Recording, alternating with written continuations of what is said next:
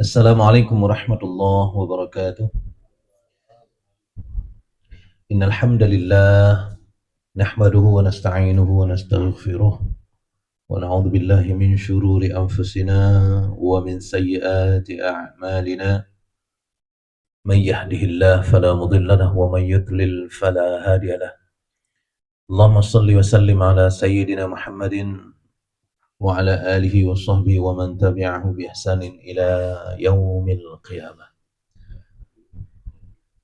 Sidang jamaah kajian yang dirahmati Allah Subhanahu wa taala, yang di balai maupun di rumah yang menonton melalui media, kita tak pernah berhenti mensyukuri nikmat yang Allah berikan kepada kita. Ada banyak sekali nikmat yang bahkan kita mungkin sebagian dari nikmat itu kita tidak pikir itu nikmat juga. Nah, maka kata Allah, wa in ta'uddu ni'matallah la tuhsuha. Kalau kalian mencoba menghitung-hitung nikmat yang Allah berikan kepada kalian, tidak akan mampu kalian melakukannya. Tak akan mampu. Karena nanti pun yang kita hitung nikmat, yang terlihat nikmat oleh kita saja. Jadi padahal luar biasa banyaknya yang lain-lain yang kita bahkan tidak tahu, itu nikmat juga. Maka tidak ada yang bisa kita lakukan selain mensyukuri setiap nikmat yang Allah berikan kepada kita. Rasul Shallallahu Alaihi Wasallam selalu mengucapkan Alhamdulillah untuk apa saja. Ketika beliau dapat sesuatu yang enak, misalnya anggaplah kopi mangan, kan? Ya kan? Jadi baik sekedar gimana? Baik sekedar kan? Bayar tekak juga kan? Alhamdulillah illadzi bi ni'matihi tatimmus shalihat.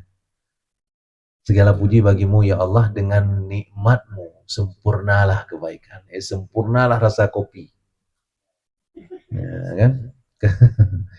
Karena semangat mengaji kopi menyomsu abah kadang sariawan mentabah abah. Nah, itu aja kopi dah. Atau malah mangak kopi udah. Hanam untuk Allah, antum pernah kejadian.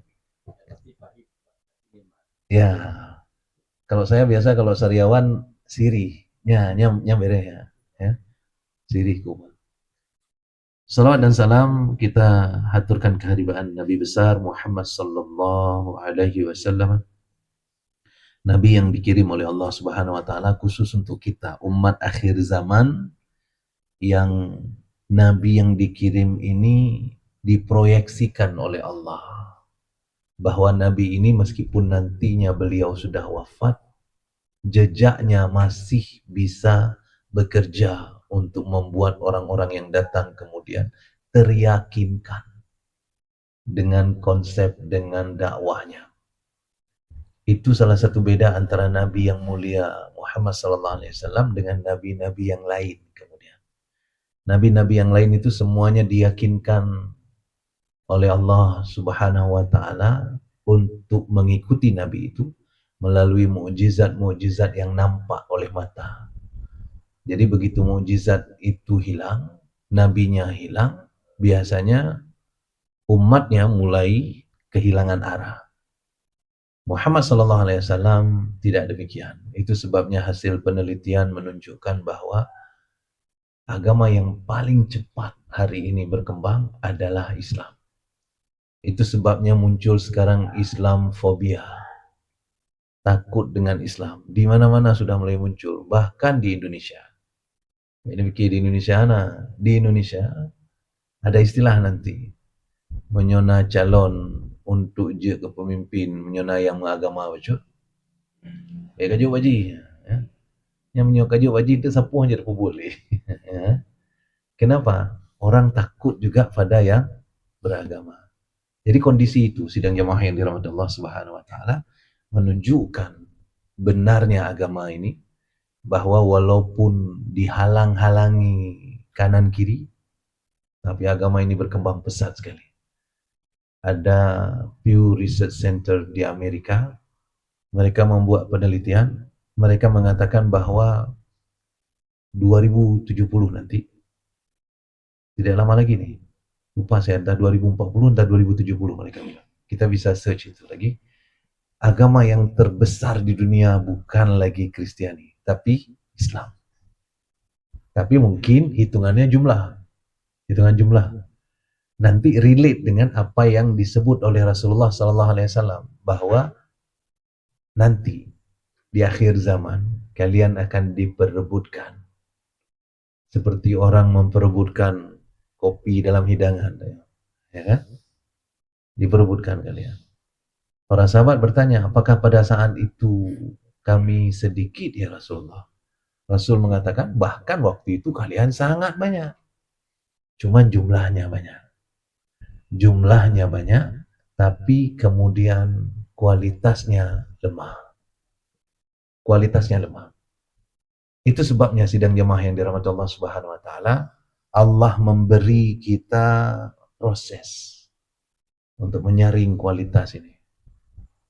Begitu juga dengan peristiwa hijrah. Nah, kita mau cucu. Ya. Begitu juga peristiwa hijrah. Karena hijrah ini, bayangkan bahwa orang Islam yang berada di Mekah waktu itu musuh-musuhana itu je nama Islam. Kenapa? Karena waktu itu pemimpin gak Islam. Orang Islam waktu itu diburu, dicaci, dicari, dizolimi dan sebagainya. Bahkan seorang Abu Lahab sendiri itu tega untuk memusuhi, apa istilahnya? Purah Hasan Syahji, tak ada. Keponaan. Ya, rela memusuhi keponaannya sendiri karena masalah keislaman tadi. Ya, rela memusuhi keponaannya sendiri karena Islam tadi. Itu sebabnya yang masuk ke dalam Islam itu harusnya adalah orang-orang yang sudah tersaring sekali. Tapi itu pun ternyata belum selesai saringan. Kenapa? Karena ketika Nabi mengajak semuanya kemudian hijrah ke Madinah, saringan berikutnya terjadi. Ternyata tidak semua mau ikut hijrah. Tidak semua ikut hijrah ketika hijrah ke Madinah. Ini kita buat disclaimer dulu sebelum kita lanjut. Bahwa 1 Muharram itu bukan tanggal hijrahnya Nabi. Saya ulangi, Nabi tidak hijrah tanggal 1 Muharram. Ya. Pendapat banyak ulama mengatakan Nabi hijrah itu di akhir bulan Safar. Setelah bulan Safar bulan? Ya, Rabiul Awal. Jadi Nabi sampai di Kuba itu 8 Rabiul Awal dan sampai di Madinah 12 Rabiul Awal. Karena itu 12 Rabiul Awal itu sebenarnya tanggal yang kalau kita hubungkan, tanggal yang luar biasa itu. Lahir Nabi 12 Rabiul Awal. Hijrah Nabi sampai di Madinah Nabi 12 Rabiul Awal. Wafat Nabi juga 12 Rabiul Awal. Meskipun ada data-data yang didiskusikan. Misalnya belakangan kok semakin menguat bahwa Nabi lahir 9 Rabiul Awal. Ya, tapi minimal Rabiul Awal. Ya, minimal Rabiul Awal. Nah, sidang jemaah yang dirahmati Allah Subhanahu wa taala itu disclaimer saja. Karena tetap saja hijrah itu sering sekali diceramahkan di bulan Muharram seperti sekarang. Ya. Karena sebenarnya yang betul-betul hijrah bulan Muharram itu siapa? Yang betul-betul hijrah bulan Muharram. Nabi Musa alaihissalam. Nabi Musa hijrah bulan Muharram. Tepatnya tanggal 10 Muharram. Itu sebabnya tanggal 10 Muharram kita puasa. Ya, disebut dengan hari Asyura. Nyo di Aceh Libra bu ya. Ya, lengkap dengan apa? Ya kan? Pulau kanji. Ya kan? Bubur Asyura. Kan cukup terkenal pulau menyebelah di Selawah ya. Nah, ini memang cukup terkenal ya. Bubur gimana?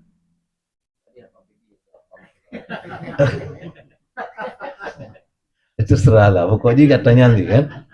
Nah, jadi sidang jemaah yang dirahmati Allah Subhanahu wa taala, Nabi Musa berhijrah itu di bulan Muharram. Hijrah Nabi Musa karena dikejar oleh Firaun. Ya, dikejar oleh Firaun. Sama kasusnya. Tidak semua ikut Nabi Musa. Ya. Sebagian barangkali sudah mulai terasa ingin percaya kepada Nabi Musa, tapi tidak semuanya ikut Nabi Musa. Begitu juga dengan Muhammad sallallahu alaihi wasallam. Ketika Muhammad sallallahu alaihi wasallam hijrah, Nabi Muhammad SAW padahal pertama sudah ada saringan awal. Saringan awalnya apa? Bahwa tidak semua orang Mekah percaya kepada Muhammad SAW. Bahkan sebagian besar dari mereka mengancam lagi. Itu terjadi sejak awal. Sejak Nabi diangkat oleh Allah jadi Rasul, Nabi naik ke atas bukit, Nabi kemudian menyampaikan kepada mereka, kalau seandainya di belakang bukit ini aku bilang ada musuh yang menyerang, kalian percaya enggak? Orang Mekah bilang, percaya Muhammad, engkau tidak pernah bohong seumur hidupmu. Bagaimana kami tidak percaya? Itu namanya prakondisi. Ya.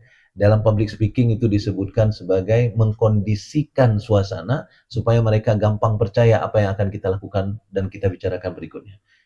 Artinya, yang tadi sudah terbukti bahwa mereka percaya pada Muhammad Sallallahu Alaihi Wasallam. Tapi kemudian ketika Muhammad Sallallahu Alaihi Wasallam mengatakan, saksikanlah bahwa aku adalah Rasul, diutus oleh Allah untuk menyampaikan kepada kalian bahwa tidak ada Tuhan yang pantas kalian sembah selain Allah Subhanahu Wa Taala. Tinggalkan Lata, Uzza, Manat dan sebagainya.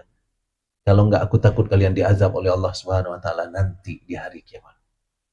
Pada saat itulah bingung mereka. Kalau Abu Lahab langsung waktu itu ngomong, tabbat laka ya Muhammad, alihada jama'atana. Muhammad, celaka engkau Muhammad, nyang kayak pegah. Ya. Kapurumpok kamu hino, kakumpul kamu hino, nyan kayak pegah. Celaka. Ya, celaka. Tabbat laka. Diulang-ulang oleh Abu Lahab. Maka turunlah ya. Tabbat yada Abi Lahab. Tanganmu lah yang celaka, wahai Abu Lahab. Itu baru awal. Bayangkan dalam perkembangannya kemudian, bukan Muhammad sendiri kemudian yang menjadi Islam. Khadijah menjadi Islam, Abu Bakar menjadi Islam, anak kecil, Ali bin Abi Thalib jadi Islam. Kemudian rame-rame menjadi Islam. Bahkan Hamzah, pamannya Nabi, itu berislam dalam keadaan sedang memukul Abu Jahal. Karena Nabi pulang suatu ketika dalam keadaan berdarah dipukul oleh Abu Jahal. Hamzah emosi. Hamzah waktu itu belum Islam. Kemudian dicari Abu Jahal, dan Hamzah itu badannya besar. Hamzah dalam beberapa kisah disebutkan juara 2 kalau di Mekah. Juara 1 siapa? Juara 1 siapa? Umar. Maka sampai hari ini yang nan Umar biasa Yikar. Ya, Yikalen, ya. Umar bin Khattab itu juara 1, juara 2-nya Hamzah. Jadi dibubuh oleh Hamzah. Ya, dibubuh Abu Jahal di Hamzah, dan sambil membubuh itu baru beliau mengatakan, ketahuilah mulai hari ini aku pun ikut Muhammad SAW. Jadi lagi timplak Abu Jahal, seolah-olah mengatakan yang bukan pelaku kan pohlon royo lon ku ikut, ya lon ku ikut Muhammad sih kiban karena pohlon nah berani, ya. Abu Jahal nggak berani. Nah, sidang jemaah yang dirahmati Allah Subhanahu Wa Taala, semakin sulit untuk menjadi Muslim pada saat itu. Itu saringan awal. Saringan kedua, ketika Nabi mengajak semuanya hijrah ke Madinah. Tidak semua ikut.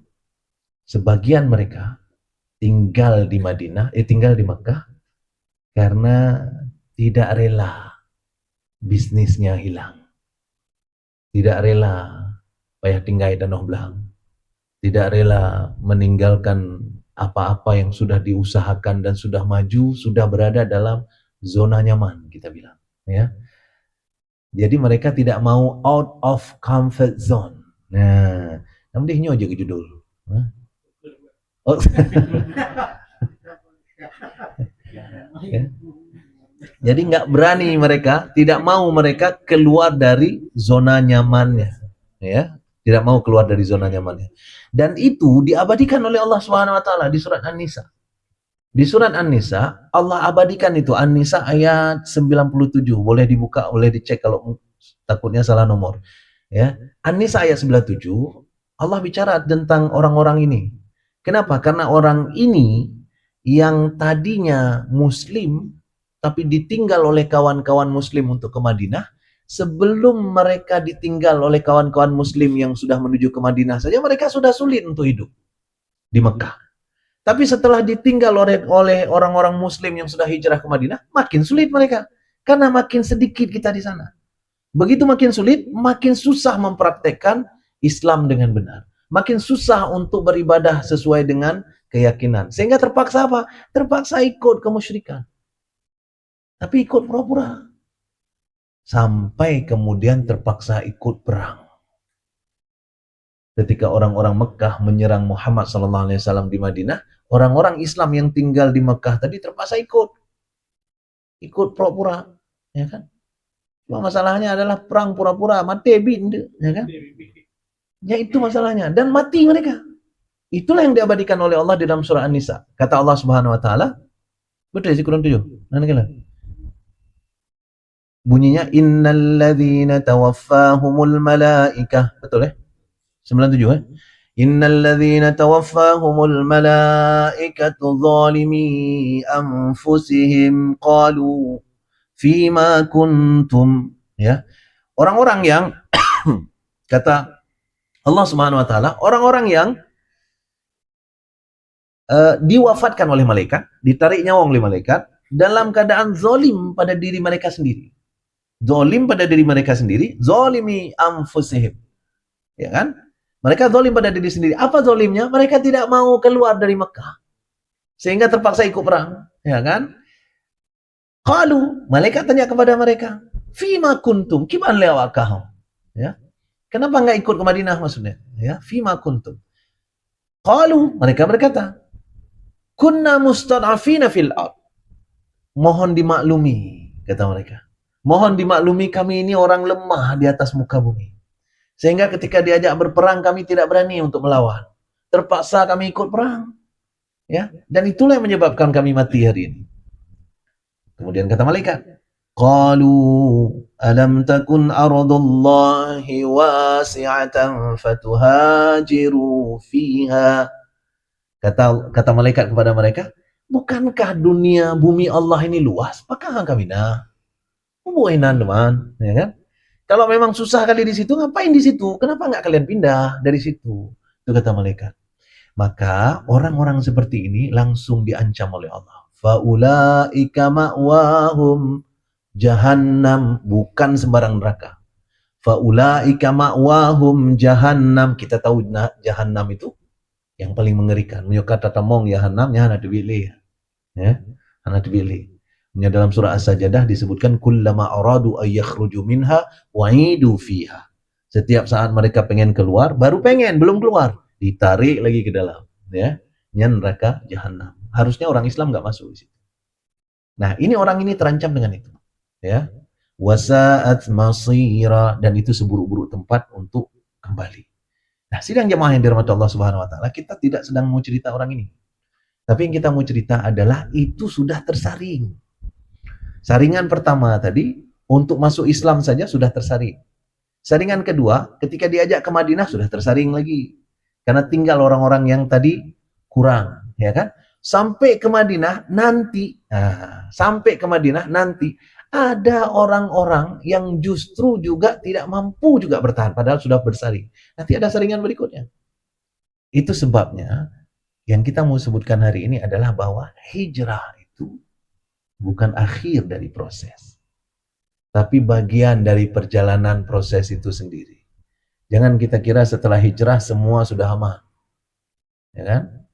Itu sering saya sampaikan kalau di tausiah pernikahan. Ada banyak sekali anak muda menyangka kalau sudah nikah ini awal dari bahagia. Nah, nyanleuh hidup berarti awak yang menyogihan, ya kan? Justru setelah nikah ini awal dari ya kan? Awai-awai, ya kan? Awai-awai hana perle masalah ngaurinong yan. Yo kay temong ji dalam, ya kan? Karena masalah lo. Dan begitu si perempuan itu masuk dalam hidup kita, perempuan itu nggak diam sendiri. Dia bawa mamanya, dia bawa bapaknya, dia bawa adiknya, dia bawa temannya, dia bawa masa lalunya, dia bawa pikirannya, dan itu menjadi semua masalah kita. Dan itu nggak habis diketahui oleh anak-anak muda hari ini. Itu sebabnya anak-anak muda hari ini sengaja ada pegahannya, yuk orang yang jomblo. Gimana? Oh benar. Hanya online, berani itu buka. Oh siap. Jadi anak-anak muda sekarang banyak yang kemudian menunda pernikahan karena mengatakan begini, apa nikah? Kita nggak bisa bahagia juga kalau nikah, ya kan? Ada bahkan mahasiswi saya di kampus langsung bilang begini, langsung ya, perempuan memang mahasiswi. Apa kata dia? Makin cepat kita nikah, makin cepat jadi babu. Ya. Yang gelah-gelah ju. Oh jazakallah khairan katsiran. Ini kalian pelocap kan? Ya ya ya. Be naik iklan deh. Anak pu bang naik. Yang kedua lun pu saya. Oh babu. Wah, ya. Makin cepat kita nikah, makin cepat jadi babu. Kata dia. Kenapa? Karena kalau nggak nikah, nggak masuk kita dalam masalah. Dan dia betul. Cuman, dia harus paham bahwa masalah itu bukan sesuatu yang harus kita hindari dalam kehidupan. Kalau masalah itu kita mau hindari dalam kehidupan, maka dari awal Allah memudahkan perjalanan orang-orang yang taat kepadanya. Dari awal Allah sudah membuat mulus perjalanan para nabi dan para aulia. Tapi ternyata tidak. Bahkan Nabi SAW sendiri menyebutkan bahwa yang paling kuat diberi cobaan kami para rasul dan para nabi. Kemudian orang setelahnya, maksudnya orang soleh setelahnya, kemudian orang soleh setelahnya, kemudian orang soleh setelahnya. Jadi makin soleh kita, makin banyak cobaan. Itu sebabnya kalau kita pakai rumus ini, berarti makin kita berencana untuk hijrah, disitulah cobaan-cobaan baru akan bermunculan. Yang dulunya nggak ada. Itu sebabnya saringan demi saringan itu terus berkejadian, akan bermunculan. Kapan saringan berikutnya? Misalnya ini kita sebut saringan dulu. Ketika Nabi SAW sampai di Madinah, siapa orang Madinah? Orang Madinah itu orang-orang tersaring. Orang-orang Mekah yang sampai di Madinah itu bukan orang biasa.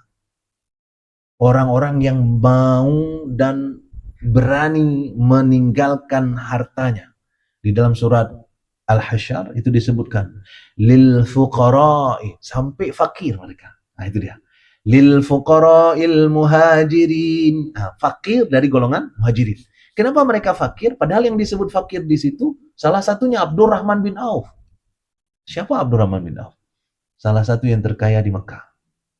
Ya, bisnismen hebat di Mekah. Waktu hijrah ke Madinah, Abdurrahman bin Auf tidak diizinkan hartanya dibawa oleh keluarganya sedikit pun. Keluarga nggak ikut. Ya. Sehingga Abdurrahman bin Auf disuruh untuk pergi sendiri kalau mau pergi. Jangan bawa apa-apa. Harta punya kami. Sehingga Abdurrahman bin Auf berangkat sendiri. Makanya nanti sampai di Madinah, Abdurrahman bin Auf dipersaudarakan oleh Rasulullah SAW dengan salah satu kaum Ansar yang kayanya sekufu dengan Abdurrahman bin Auf. Dan kaum Ansar ini, pria Ansar ini yang dipersaudarakan, dia juga punya toko. Anggaplah tokonya 10. Ya. Sehingga dia bilang pada Abdurrahman bin Auf, aku punya toko 10. Kalau engkau mau 5 engkau punya, engkau miliki, 5 saja aku pakai. Supaya engkau punya harta. Karena engkau datang ke sini tanpa bawa harta. Itu toko. Yang kedua istri. Pria Ansar ini punya 4 istri. Aku punya 4 istri. Kalau engkau mau, engkau tunjuk yang mana, aku ceraikan, engkau nikahi dia. Ya. Kalau kita, mungkin ada juga yang kayak gitu. Lu napu bohoi nong. Nah kan, menyoperle kucri, acok kekah. Tapi yang nyobe, nah, ya. Kata tak tanda juga. Yang nyobe, ya. Nyobe tahu kubah tabo, ya. Misal, ini enggak pilih. Tapi Abdurrahman bin Auf enggak mengambil privilege itu. Tidak mengambil fasilitas itu. Abdurrahman bin Auf hanya mengatakan, tunjukkan sama aku di mana pasar. Aku usahakan sendiri. Dan tidak lama, 3 tahun, 4 tahun setelah hijrah ke Madinah, Abdurrahman bin Auf menjelma kembali menjadi salah satu orang terkaya di Madinah. Makanya sampai hari ini itu ada penelitian. Ternyata kaya itu bakat. Jadi kalau seandainya sekarang orang terkaya di dunia kan Elon Musk. Ya. Tacok harta Elon Musk mandun tati je ke hilang klek-klok macam-macam. Mundua ton le ton ke kaya aja yang Allah. Ya. Yang Elon Musk. Karena kaya itu ternyata karakter. Miskin juga karakter. Itu sebabnya ada banyak orang kaya tetap miskin dia gayanya. Ya. Maksud gaya miskin adalah buat si melaki bagop saja. Ya. Padahal orang kaya. Ya. Ada yang kayak gitu. Nah, sidang jemaah yang dirahmati Allah disebut oleh Allah di dalam surah Al-Hasyr Lil muhajirin alladhina ukhriju min diyarihim wa amwalihim yabtaghuna fadlan minallahi wa ridwana. Itu surah Al-Hasyr ayat 13 kalau tidak salah. Sini cek salah nomor. Allah bicara tentang orang-orang yang menjadi fakir. Tapi kaum muhajirin, kenapa mereka fakir? Karena mereka itu meninggalkan negerinya, Mekah. Wa amwalihim, meninggalkan hartanya. Negerinya ditinggalkan, hartanya ditinggalkan, semua ditinggalkan. Sehingga mereka tidak punya apa-apa. Itu sebabnya saringan pertama. Dan orang-orang yang di Madinah sendiri, ya, siapa orang di Madinah? Orang tersaring juga.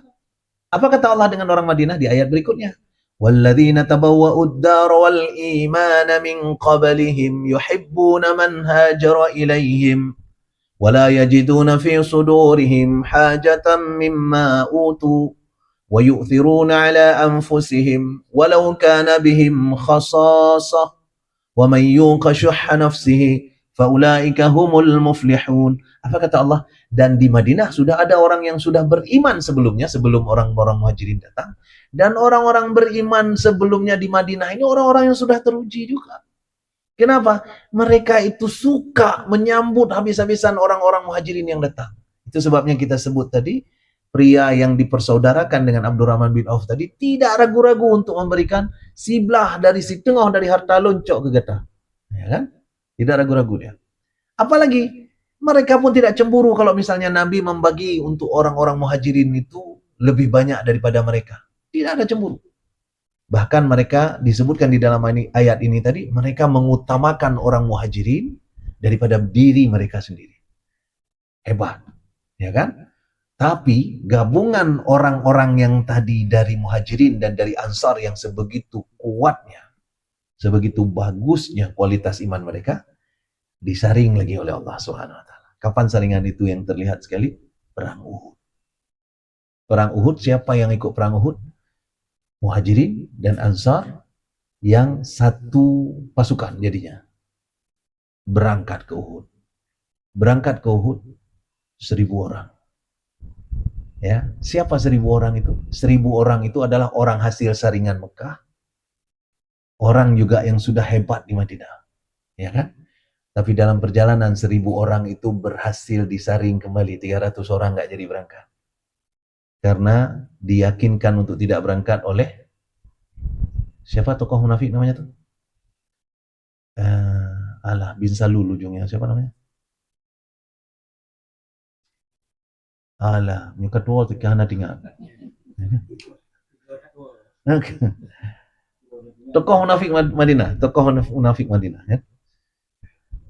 Jadi ditipu oleh dia sehingga mereka tidak jadi berangkat. Ya, tidak jadi berangkat 300 tadi. Tinggallah 300, tinggallah 700 tadi. 700 lah yang berangkat ke Uhud. Tapi di antara 700 yang berangkat ke Uhud masih juga kejadian. Abdullah bin Ubay bin Salul. Oh, netizen. Memberes netizen. Man netizen kan buka chat GPT juga. Terima kasih netizen ya. Jadi karena itu sampai di sana nanti masih juga kejadian orang-orang yang dalam tanda petik membangkang pada perintah Rasulullah. Siapa mereka? Orang-orang yang berdiri di atas Jabal Ruman yang diplot oleh Rasulullah SAW untuk melindungi orang-orang di bawah untuk berperang dengan panahnya. Tapi mereka pun nanti ternyata tergoda. Apa yang membuat mereka tergoda? Harta rampasan perang yang dilempar oleh pasukan Khalid bin Walid yang pura-pura kalah, tinggalkan baju besi, tinggalkan tombak dan sebagainya, sehingga yang lain sedang mengumpulkan, yang kami di atas ni kayak mana? Udah perehlah undang igok kayak sepat you, ya kan? Sehingga mereka turun. Pada saat turun itulah diserang balik oleh Khalid bin Walid dan disitulah kekalahan besar umat Muslim. Perang Uhud, ya dikenal itu. Perang Uhud. Nabi sendiri itu luka-luka pada perang Uhud. Jadi sidang jemaah yang dirahmati Allah Subhanahu wa taala, apa yang kita bisa belajar di sini? Bahwa masalah tidak pernah akan selesai walaupun kita sudah hijrah. Malah kita harus pakai logika yang agak terbalik ini. Hijrah tidak akan memudahkan apa yang kita hadapi. Tapi hijrah akan memberi kita perasaan yang beda dibandingkan sebelumnya, sebelum kita melakukan itu. Itu yang Allah bisa jamin. Allah tidak jamin bahwa semua orang yang hijrah, kemudian di depannya dia akan tidak dapat masalah. Tapi yang Allah jamin adalah orang yang mendekat kepada Allah, dalam tanda petik yang berhijrah menuju Allah, maka orang-orang itu akan dijamin perasaannya lebih terkelola. Disitulah kemudahan yang Allah sebutkan. Jadi ketika Allah bicara tentang siapa saja yang mengikuti petunjukku, ya, faman tabi'a hudaya fala khaufun 'alaihim wa lahum yahzanun. Siapa saja yang mengikuti petunjuk yang aku kirimkan, maka dijamin mereka tidak sedih, dijamin mereka tidak khawatir. Itu ceritanya bukan tidak akan ada datang peristiwa yang membuat mereka sedih, bukan. Bukan tidak akan ada peristiwa yang datang membuat mereka khawatir, bukan. Tapi peristiwa yang membuat orang lain sedih tidak mampu membuat dia sedih seperti sedihnya orang lain. Jadi ini ceritanya bukan peristiwanya yang dikecilkan, tapi perasaannya yang dikuatkan. Ini dua hal yang berbeda.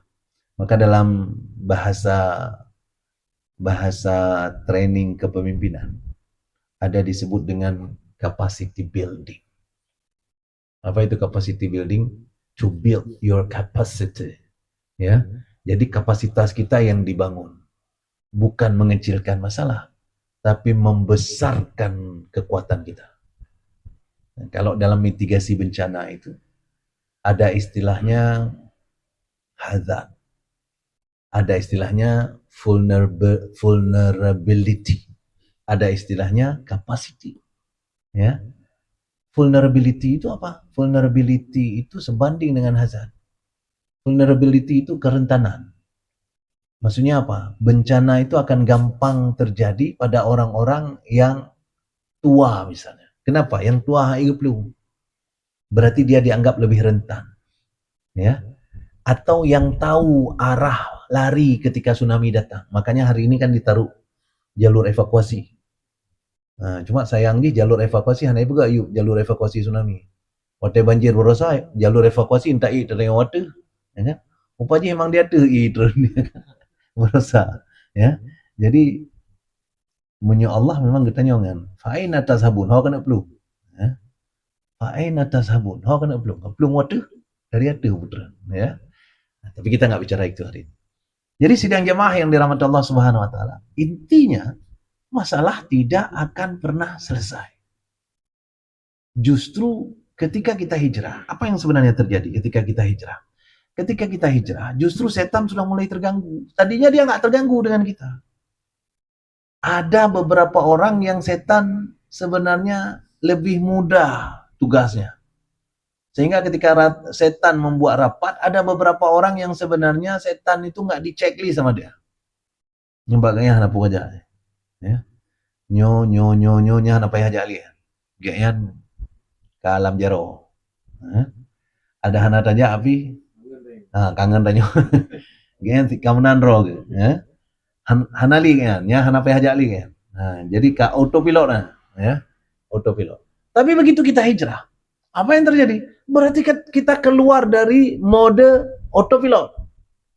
Kita balik arah kembali. Nah, waktu rapat itu setan udah mulai lapor kan, tengku yang berusaha begah autopilot, hanali autopilot kan. Kamu lagi jak semiji. Hanya setan kamu lagi untuk fikir. Itu sebabnya di situ sudah mulai timbul masalah-masalah baru yang dulunya belum ada. Coba lihat Muhammad sallallahu alaihi wasallam. Ketika Muhammad sallallahu alaihi wasallam di Mekah, memang masalah besar di Mekah. Tapi tidak pernah ada perang. Selama di Mekah tidak pernah ada peperangan. Kapan peperangan terjadi? Setelah hijrah. Semua peperangan terjadi setelah hijrah. Semuanya. Yang menang, yang kalah, semuanya setelah hijrah. Tapi kemenangan besar Nabi juga terjadi setelah hijrah. 8 Hijriah, Nabi berhasil menaklukkan kembali Mekah. Yang kita sebut dengan Fathul Mekah. Ya. 9 Hijriah, orang berbondong-bondong masuk Islam. Yang disebut oleh Allah, وَرَأَيْتَ النَّاسَ يَدْخُلُوا فِي دِينِ اللَّهِ أَفْوَاجًا. Ya kan? Itu terjadi 8 dan 9 Hijriah. Dan itu dua-duanya terjadi setelah hijrah. Itu sebabnya kata Allah, inna ma'al usri yusra. Bersamaan dengan datangnya cobaan, ada kemudahan. Kalau kalian mampu bertahan dengan cobaan, maka selanjutnya kalian akan dapatkan kemudahan. Dan itu bukan ba'dal usri yusra. Walaupun ada beberapa orang yang mengartikan kemudian dengan cara yang agak menurut saya keliru. Ada orang yang mengatakan ayat ini artinya setelah kesulitan akan datang kemudahan. Kalau begitu, maka ayatnya harus kita ganti menjadi inna ba'dal usri yusra. Tapi ternyata bukan itu bunyi ayatnya. Inna ma'a. Ma'a itu artinya bersama. Dan bersama itu kita tidak mungkin bersama kalau tidak sekufu. Ya kan? Artinya itu berarti bahwa masalah yang datang dengan kemudahan yang akan mengiringinya itu apple to apple kata orang hari ini. Ya. Jadi sebanding dia, ya. Apple to apple. Bukan apple to banana, ya kan? Ya? Apel dengan pisang itu kan. Anak aneka mah ya. Apple to apple. Ya, istilah orang ini apple to apple itulah dia, ya. Jadi gimana? Pak Mir kan? Hanya awak kan awak doang dua apple to apple sih. Nah, apple to apple. Icon Apple, iPhone gitu kan. Jadi sidang jemaah yang dirahmati Allah Subhanahu wa taala, dan itu terjadi pada banyak orang. Salah satu hijrah terbesar, ya, salah satu hijrah terbesar yang terjadi pada nabi-nabi itu hijrahnya Ibrahim alaihissalam. Kasusnya juga sama. Ibrahim alaihissalam awalnya hidup sangat nyaman bersama ayahnya. Ayahnya Ibrahim pejabat. Ayah Ibrahim alaihissalam pejabat. Pejabat penanggung jawab pembuat patung Tuhan. Musosoana, ya. Pembuat patung Tuhan. Ayahnya Ibrahim, Azar. Ibrahim kemudian mendapatkan wahyu dari Allah bahwa itu bukan Tuhan. Sehingga Ibrahim alaihissalam mencoba meyakinkan ayahnya untuk tidak lagi menyembah patung yang dibuatnya sendiri. Tapi ayahnya tidak bersedia.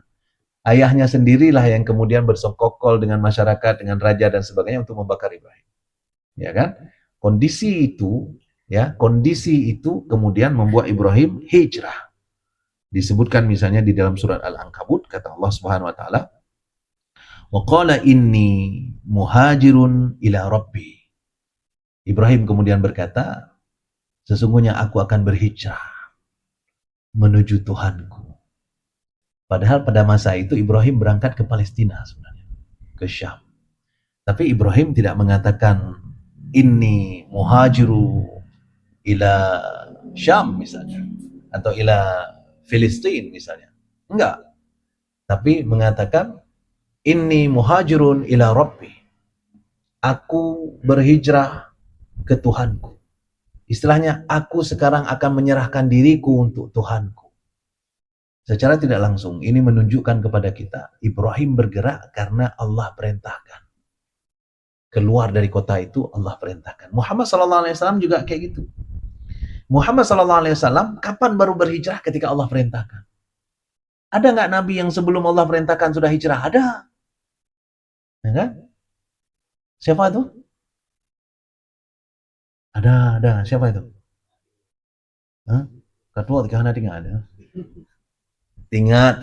Cuman nggak kebayang itu dia. Akhirnya dimakan ikan. Udah kebayang kan? Nabi kok Nurdin? Nabi Yunus. Nabi Yunus bahasa kita kira-kira tenuh ngan umat. Tak pegah hai dengar atau droi pitan, ya kan? Sehingga Nabi Yunus kemudian meninggalkan umatnya, naik kapal pergi. Meninggalkan umatnya. Belum ada perintah untuk pergi. Itu sebabnya nanti Nabi Yunus itu dilempar ke laut, walaupun sudah diundi berkali-kali. Yang keluar tetap nama Yunus. Ya. Allah buat demikian rupa. Dan dimakan oleh ikan. Pada saat itulah Nabi Yunus kemudian mengakui kepada Allah Subhanahu wa taala. Dan doa itu kita pakai hari ini sebagai doa pengakuan. La ilaha illa anta subhanaka inni kuntu minadh dhalimin. Kita bilang kepada Allah, ya Allah, tidak ada Tuhan selain Engkau, ya Allah. Maha suci Engkau, Engkau maha suci, sementara aku adalah orang zalim. Ya, pengakuan itu kemudian membawa Yunus kembali ke darat, ke tempat semula yang bunuh yang tenung, ya, tempat balik semula. Intinya apa?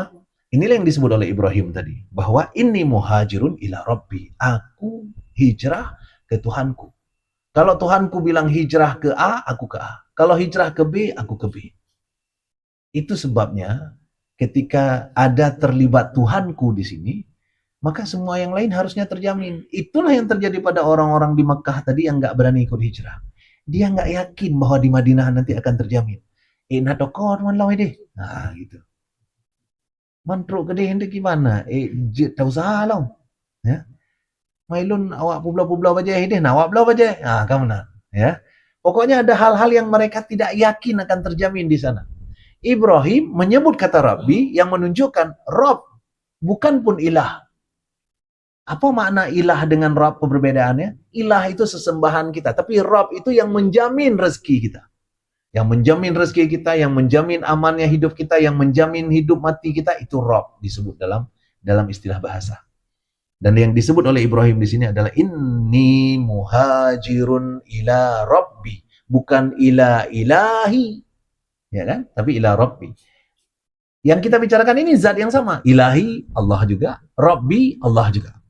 Itu cuman penyebutan yang berbeda saja. Tapi kata-kata yang disebut dengan rabbi di sini menunjukkan sesuatu. Menunjukkan apa? Aku pergi nih. Pergi dari kampung ini ke kampung yang Allah suruh aku pergi, dan aku yakin nanti di sana Allah akan memberiku apa yang aku perlu. Kalau bahasa Nabi Musa lebih jelas lagi. Apa kata Nabi Musa? Inna ma'ya rabbi sayahdin.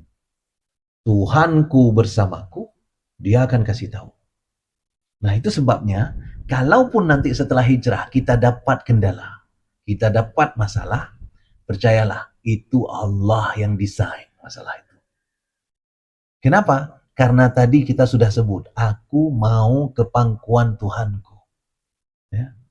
Karena itu, berikutnya itu nggak ada lagi orang-orang yang akan mampu untuk mengganggu. Kecuali Allah izinkan gangguan itu.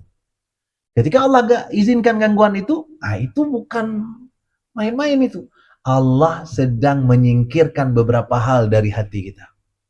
Supaya kita lebih cocok lagi untuk menjadi kekasihnya. Itu yang terjadi pada Ibrahim. Maka Ibrahim setelah hijrah langsung dapat masalah. Apa masalah pertama? Masalahnya adalah nggak punya anak. Ya kan? Sampai-sampai kemudian harus nikah dengan pelayannya. Setelah nikah dengan pelayannya, punya anak, sedang enak-enaknya bersama anak itu kemudian disuruh asingkan. Sebelum itu disuruh asingkan bersama pelayan tadi yang sudah jadi istrinya. Disuruh asingkan bukan pun ke kota, tapi ke tempat yang kering kerontang, tidak ada tanaman, tidak ada orang, tidak ada sumber makanan, tidak ada sumber minuman di tanah itu. Dan Ibrahim ikut patuh dan sebagainya. Kenapa sidang jamaah yang dirahmati Allah Subhanahu wa taala, kata-kata Rabbi tadi menjadi penjaminnya. Ya. Inni muhajirun ila Rabbi. Kata-kata Rabbi tadi menjadi penjamin. Allah lah yang akan memberi rezeki mereka. Kenapa? Karena Rabb tadi. Nah, itu sebabnya Ibrahim sama sekali tidak ragu. Apapun yang Allah suruh tidak ragu. Tapi cobaan-cobaan semua itu kapan datangnya? Cobaan itu semuanya datang setelah Nabi Ibrahim hijrah. Sebelum Nabi Ibrahim hijrah, ada nggak masalah? Ada. Tapi masalah terkesan datang dari orang-orang sekitar. Apa contohnya? Ibrahim didebat oleh mereka. Ibrahim disidang oleh mereka. Ibrahim dibakar oleh mereka. Kan dari orang sekitar. Memang betul Allah izinkan itu kejadian. Tapi itu dari orang sekitar. Tapi setelah hijrah, terkesan sekali bahwa masalah yang diterima Ibrahim semuanya betul-betul terdesain. Allah yang desain. Tidak terkesan ada orang yang akan menyerang Ibrahim. Tapi Allah sendiri yang buat masalah langsung ke Ibrahim. Ya, anakmu sembelih. Bukan anak Ibrahim dibunuh oleh seseorang. Kalau dibunuh seseorang kan sama kasusnya sebenarnya. Tapi enggak, sembelih sendiri. Allah yang suruh. Untuk apa sidang jamaah yang dirahmati Allah Subhanahu wa taala? Karena cobaan untuk orang yang berhijrah itu beda dengan cobaan orang-orang yang belum lagi menentukan sikapnya. Itu sebabnya masalah utama hari ini sebenarnya adalah bukan nggak ada orang hijrah, tapi nggak banyak orang istiqomah setelah hijrah. Nggak sanggup bertahan dalam hijrah. Padahal hijrah itu dia bukan satu titik. Hijrah itu terjadi sepanjang kejadian. Jadi setiap hari sebenarnya ada momentum hijrah. Setiap hari. Setiap hari. Itu sebabnya Nabi mengucapkan kepada kita, innamal a'malu binian. Nyana sih hadisnya, tapi kan hadisnya ada baca orang kan. Ya. Innamal a'malu bil khawatim. Itu hadis yang kita mau ambil ya. Bahwa sesungguhnya amal itu tergantung pada khatam, pada mati seseorang.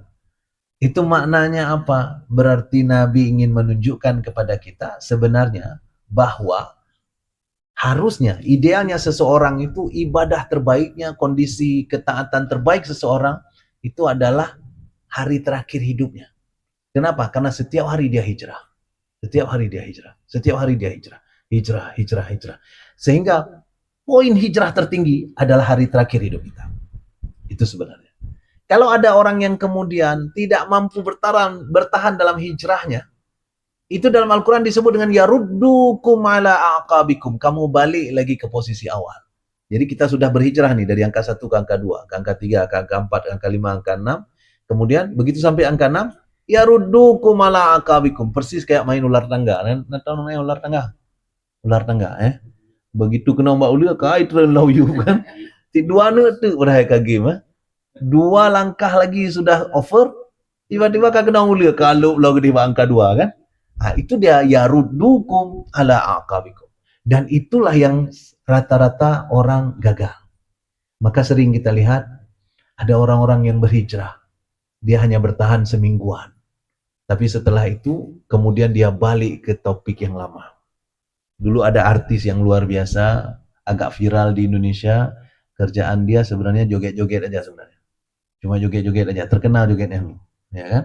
Anak-anak SMP pun kamu lagi joget gaji. Pokoknya ya. Baik nak sebut merek, baik nak sebut merek. Ya kan? Menyojek ke merek itu kan namangan ya. Dan dia hijrah akhirnya. Suatu ketika dia hijrah.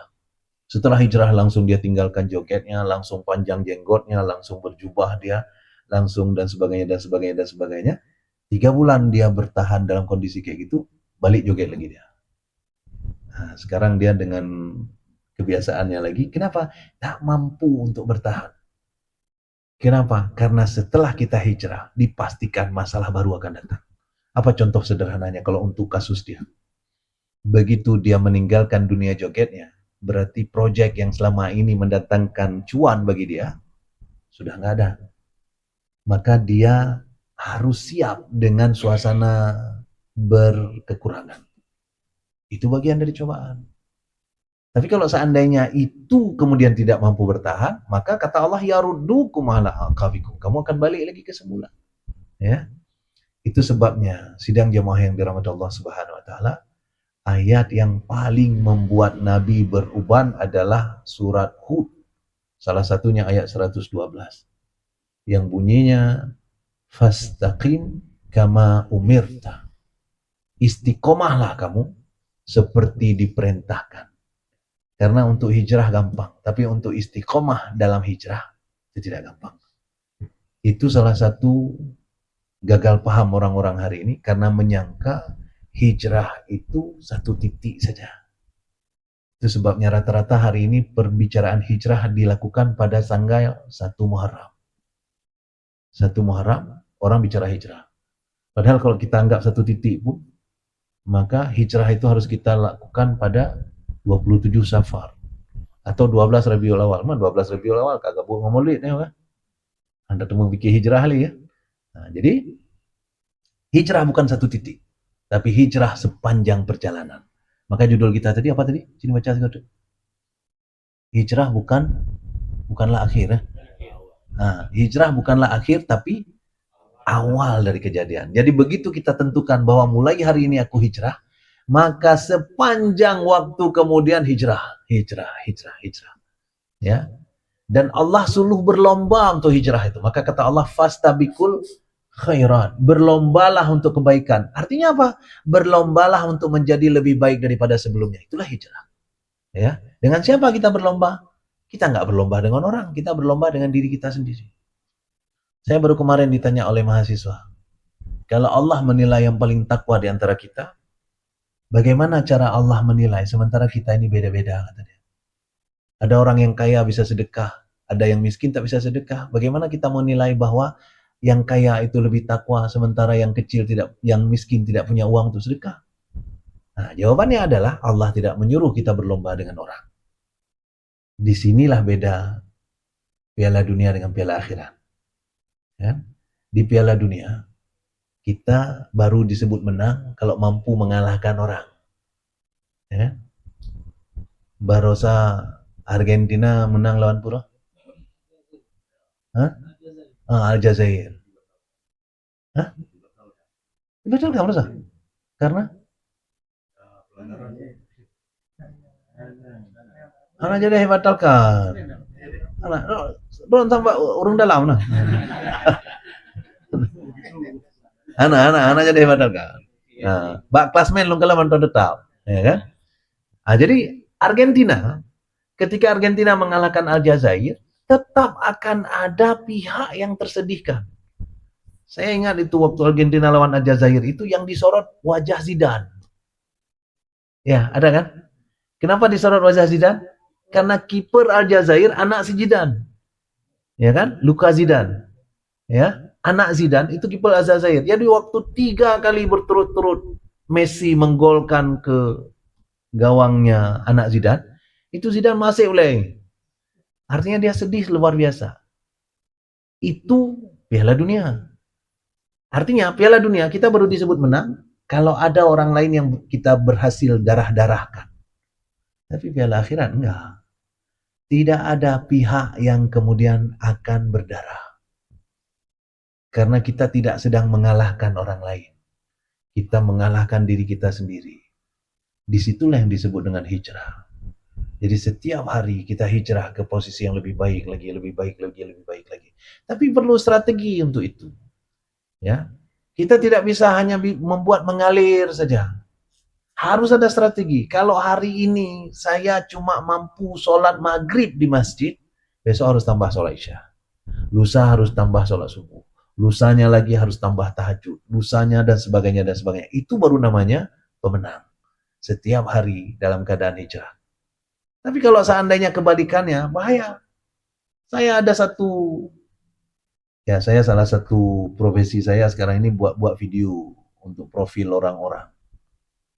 Sehingga setiap saya buat video itu kan saya harus wawancara dia masa kecilnya, hidupnya, filosofinya dan sebagainya. Ada salah satu yang saya wawancara, itu dia bilang begini, lo Ustaz kan, zaman lo Ustaz sih.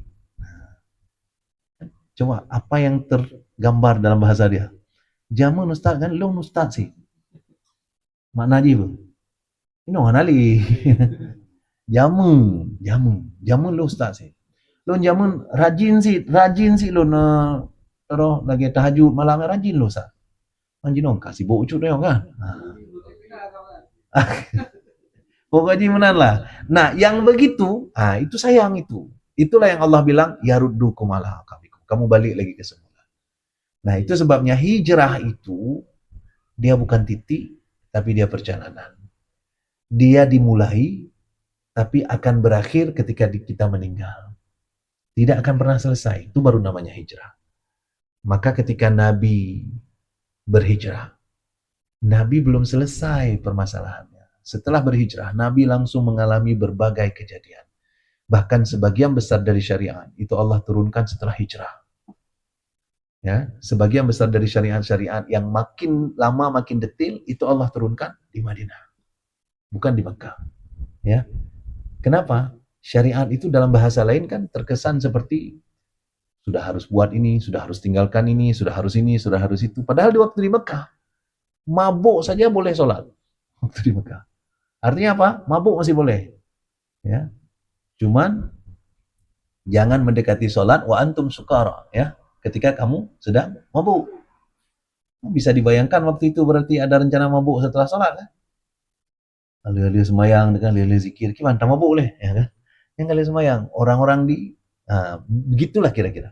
Jadi konteksnya itu makin ke Madinah, makin detail. Kenapa? Karena hijrah itu membuat kita menjadi lebih baik.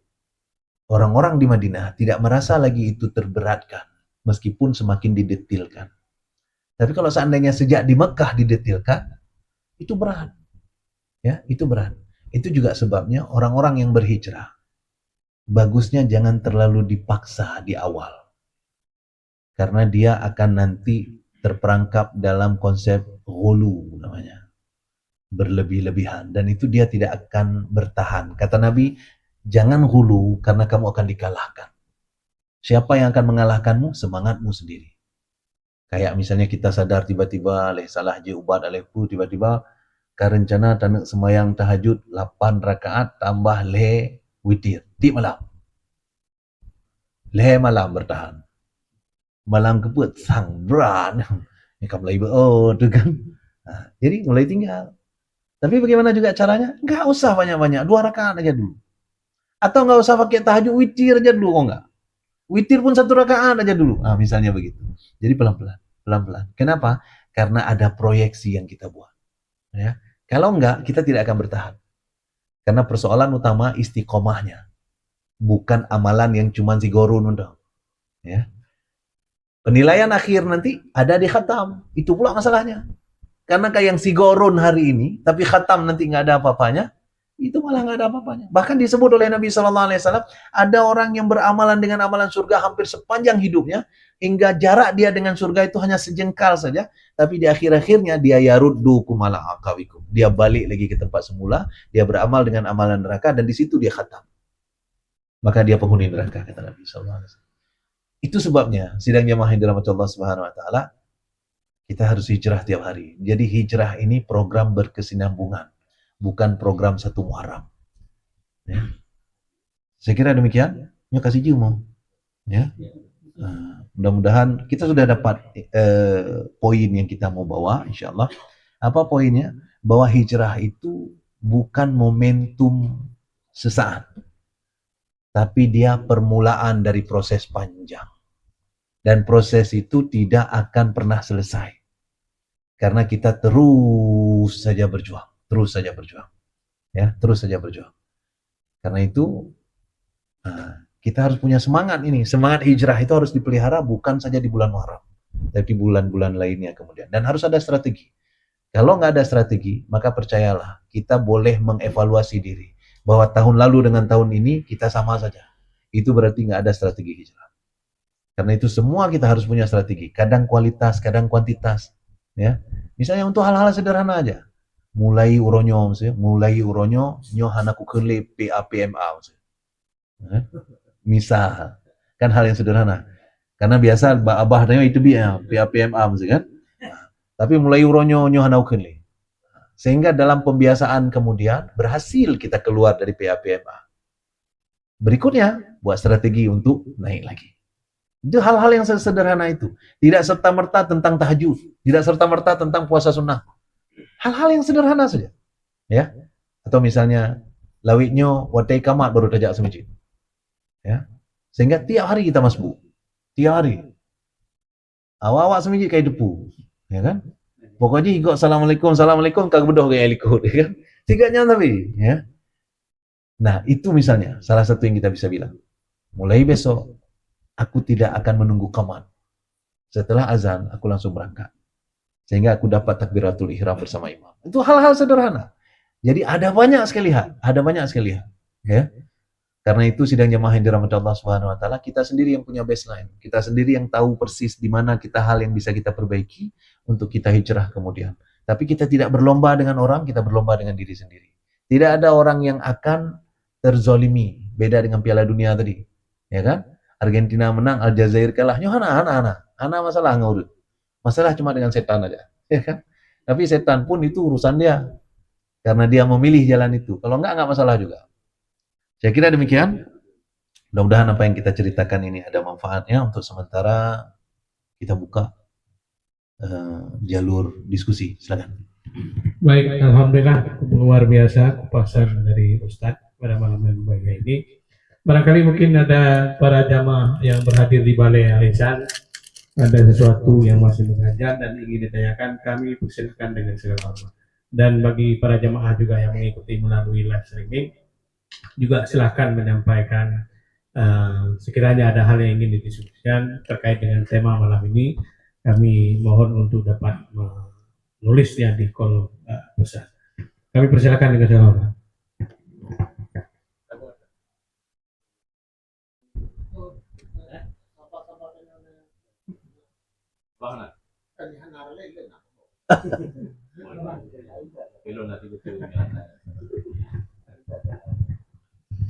Berat tak bang? Assalamualaikum warahmatullahi wabarakatuh. Terima kasih Ustadz. Pada malam yang berbahagia ini kita mendapatkan satu pencerahan tentang hijrah. Banyak hal yang telah Ustadz kupas dan saya sangat memahami, sangat memaklumi. Dan satu hal yang ingin saya tanyakan, sesungguhnya penanggalan satu hijriah itu, apakah pada saat Nabi pertama dia hijrah ke Madinah, atau sesungguhnya ada kegiatan lain? Kan sering Ustaz, kadang-kadang penambalannya belum tentu bahwa pada hari yang bersangkutan. Tapi kalau tadi Ustadz menyatakan bahwa hijrah itu sepanjang masa, kita sudah memahami bahwa jangan hanya karena mungkin pada saatnya Nabi hijrah, kita itu yang kita mana hijrah, tapi pada hal-hal yang lain juga kita selalu hijrah. Cuma penanggalan hijrah itu, apakah ada sebuah konferensi atau memang pada Nabi hari pertama itu hijrah, maka ada orang yang mencatat bahwa itulah jadi tonggak sejarah. Yang kedua, sering lagi cerita Ustadz bahwa masa pada tanggal 8 ada kejadian, tanggal 9 Hijriah, ataupun lagi sering ceramah bahwa pada 10 Muharram misalnya, itu kan juga paling banyak kejadian.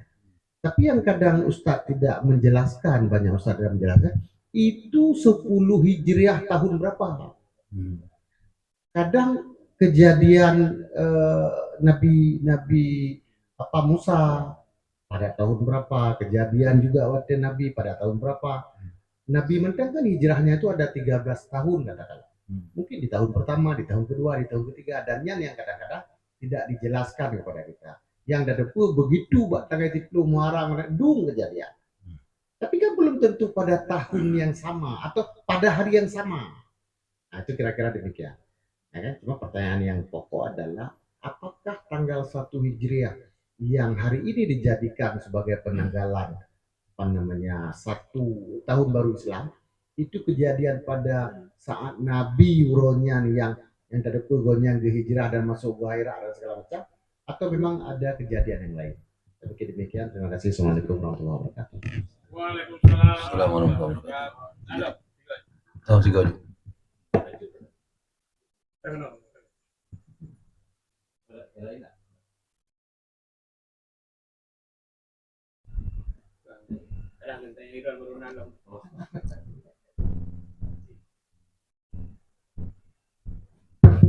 Baik, terima kasih atas waktunya. Assalamualaikum warahmatullahi wabarakatuh. Yang mulia Ustadz Prof. Ilham Maulana dan seluruh jamaah pengajian Balai Alisan yang dirahmati oleh Allah Subhanahu Wa Taala. Menarik sekali kajian kita saat malam hari ini, yaitu hijrah adalah awal bukan akhir perjalanannya. Hakikatnya hijrah adalah bukan hanya berpindah dari suatu tempat ke tempat lainnya, tetapi juga transformasi kita dari segala sesuatu yang tidak baik menjadi ke yang lebih baik ya, baik itu sikap, perilaku dan seterusnya. Menarik lagi Ustadz berkali-kali menyinggung terkait dengan hijrah itu bukan berarti sudah lepas dari masalah. Ulang tadi disampaikan, malah setelah hijrah itu pasti ada masalah-masalah baru yang akan timbul. Teringat kita Ustadz bahwa Allah memberikan cobaan atau masalah kepada umatnya sesuai dengan kemampuan kita ya, itu sesuai dengan bunyi dalam surat Al-Baqarah ayat 286 ya. Ingatlah bahwa Allah tidak membebani hambanya melainkan sesuai kesanggupannya. Terkadang gini Ustaz, kita seperti iman juga, kadang kan ada naik turunnya. Susah kadang meyakinkan bahwa cobaan yang diberikan itu sesuai dengan kemampuan kita ya. Kadang terbersit juga kenapa kita misalnya, kenapa enggak orang lain, atau kenapa cobaan ini yang kayak kita, maunya cobaan yang bentuk lainnya gitu ya. Ya Kiban, kira-kira Ustadz betul-betul kita yakin bahwa Allah memberikan cobaan kepada kita itu betul-betul sesuai dengan kesanggupan kita ya. Jangan ada keraguan sedikit pun, apalagi tadi juga disinggung bahwa setelah ada apa istilahnya kesulitan pasti Allah akan berikan kemudahan bersamaan dengan kemudahan. Pertanyaan Ustaz lebih kepada bagaimana kira-kira kita meyakinkan diri kita bahwa cobaan yang Allah berikan itu memang sesuai dengan apa namanya kemampuan kita. Mungkin yang penting Ustaz mohon pencerahannya. Atas pencerahannya saya ucapkan terima kasih. Assalamualaikum warahmatullahi wabarakatuh. Assalamualaikum. Kita jawab aja dulu ya. Baik, yang pertama tadi dari Bang Salman tadi cerita tentang 1 Muharram ya. Jadi bulan itu sistem penanggalan itu ada 2 memang, Syamsiah dengan Qamariyah. Dan itu sudah berlaku sebelum masa Nabi. Artinya bulan Arab itu sudah lama diberlakukan Muharram, Ramadan dan sebagainya itu sudah ada. Dan awal tahun itu Muharram. Nah, 1 Muharram itu tidak terhubung dengan hijrah Nabi, kita sudah bilang tadi. Cuman tahun 1 Hijriah itu terhubung dengan hijrahnya Nabi. Jadi ceritanya adalah bahwa pada masa itu Sayyidina Umar nih sebenarnya, pada masa Khalifah Umar bin Khattab. Karena pada saat beliau menulis surat misalnya untuk raja-raja, untuk pemimpin-pemimpin bangsa lain, jadi Umar bin Khattab kesulitan untuk mendeteksi, mentrace ulang ini surat apa jano. Nyo surat apa jano. Nyo surat apa jano, atau tulis apa jano. Kan? Hana jelas tahunnya. Sehingga mereka pun kemudian merapatkan untuk menentukan tahun Islam. Tapi waktu dalam rapat itu kemudian ada yang mengusulkan misalnya kita ambil tahun lahirnya Nabi. Tapi Umar bin Khattab tidak setuju karena salah satu sebabnya adalah mengikuti kaum terdahulu. Mengambil lahir Nabi Isa misalnya, walaupun itu salah. Ya kan? Maksudnya salah tanggalnya. Tapi kan filosofinya awaknya nicok atau lahir Nabi, lahir Tuhan bawanya juga, ya kan? Jadi atau wafat Nabi nggak disetujui juga oleh Umar bin Khattab, sehingga Umar bin Khattab kemudian mengambil peristiwa hijrahnya Nabi, sesuatu yang unik, tidak pernah diambil penanggalan model seperti itu oleh kaum-kaum sebelumnya. Biasanya kaum-kaum sebelumnya mengambil lahirnya tokoh, meninggalnya tokoh dan sebagainya. Ini enggak, hijrahnya tokoh itu. Karena dianggap hijrah itu adalah awal mula tonggak peradaban Islam dimulai di hijrah itu. Tapi Nabi tidak hijrah di 1 Muharram, kita sudah sebutkan tadi. Ya, jadi apa yang terjadi di 1 Muharram? Hana. Jadi kalau hari ini ada orang muhasabah di 1 Muharram, ada doa akhir tahun, doa awal tahun, nyailu hana ilmu lah. Nah, yang bahasa lain dan begah bahwa menahan lah, ya kan? Barusan dalam satu kajian ibu-ibu, ada ibu-ibu tanya juga, Ustaz, doa akhir tahun yang bagus kita baca apa? Kata beliau. Saya bilang doa yang baik-baik ibu, enggak doa yang diajarin Nabi. Wah itu saya nggak tahu, belum sampai ilmu saya ke situ. Nah, bahasa lain dan begah. Benar lah kira-kira ya. Karena itu apa yang kita lakukan hari ini. Tapi saya tidak mengatakan itu bid'ah. Masa doa bid'ah, ya kan? Kita mau berdoa ya silakan. Mau akhir tahun, mau awal tahun, silakan. Nggak ada masalahnya. Cuman jangan dianggap bahwa harus itu doanya. Nah ya kondisi-kondisi itu. Jadi apa yang terjadi di 1 Muharram? Nggak ada. Nggak ada yang terjadi di 1 Muharram. Apakah ada orang meninggal 1 Muharram? Ada, mana? Terus ya kan? Nah, jadi kemudian 10 Muharram tadi. 10 Muharram tadi Nabi Musa diselamatkan oleh Allah dari kejaran Firaun. Kapan itu terjadi? Itu 2000 tahun sebelumnya. Sebelum Nabi. Itu sebabnya berarti Muharram itu sudah ada jauh-jauh hari. Ya, sebelum itu perhitungan Muharram, tapi tidak disebutkan tahun keberapa, tapi kita bisa sebut 2000 tahun sebelum Hijriah. Ya, kejadian itu. 2000 tahun sebelum Hijriah. Karena 2000 tahun, sekitar 2000 tahun sebelum Nabi Muhammad SAW. Kondisinya seperti itu. Ada kemudian riwayat-riwayat yang hari ini cukup populer sebenarnya disampaikan. Mungkin pernah dengar juga. Misalnya Nabi Adam taubatnya diterima di 10 Muharram, Nabi Nuh berlabuh 10 Muharram, Nabi Ibrahim selamat dari api 10 Muharram, Nabi Yusuf keluar dari sumur dan sebagainya. Lagi-lagi saya mau bilang, saya belum baca dalilnya. Belum dapat lagi yang betul-betul otentik untuk yang demikian. Ini bukan saya bilang tidak ada hadisnya. Saya bilang dengan bahasa, saya belum dapat hadisnya. Supaya anda menyonau rumah temu, berarti memang lo ni anak temu. Jadi supaya kita, supaya ente masalah kok. Saya belum baca lagi. Belum tahu lagi saya bahwa itu ada apa enggak. Itu sebabnya saya belum berani sampaikan bagian itu. Ya, itu konteksnya. Kata jawab, Oke. Saya sang dua boh, kabeh ya.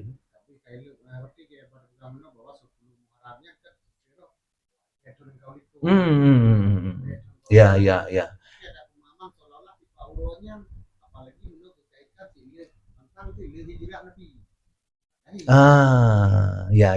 Beda bikin hijrah. Hana, segolongnya.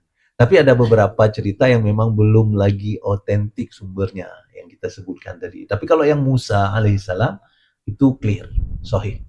Ya, 10 Muharram itu sebabnya Nabi menyuruh kita berpuasa. Jadi 10 Muharram itu hana salah akan truk bak tanggal Kamis 10 Muharram.